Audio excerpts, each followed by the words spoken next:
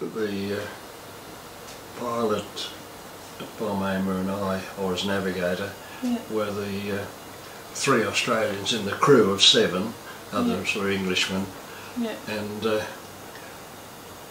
we finished our tour of 30 trips just 3 weeks before the war ended. Oh, really? And we found that the 3 of us were the first Australians ever to have walked away from the place. Oh, really?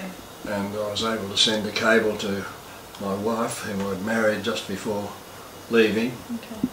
And she was working in the optical annex attached to Hobart University, making prisms for rangefinders.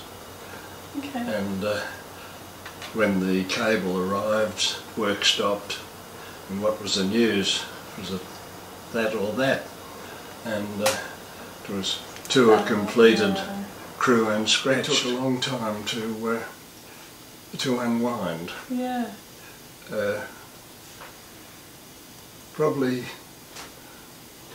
almost, I suppose, the best part of a year. The British were about to cross the Rhine. They were expecting terrible casualties, and General Montgomery, called on the RAF for help. And I think it was 200 kites or crews were selected. They had to have a bombing average of B+ or A.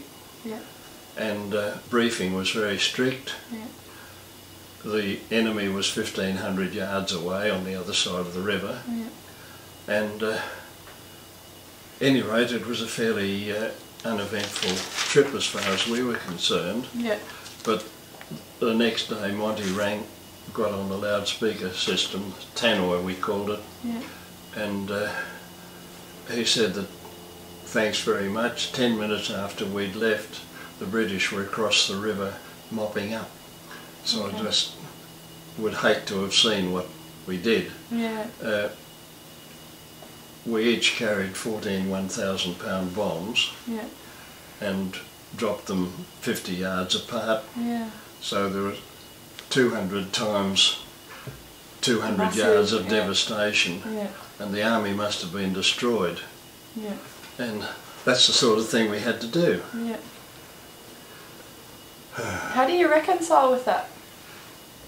You can't. I mean, war's such a stupid thing. Why can't we get on with each other?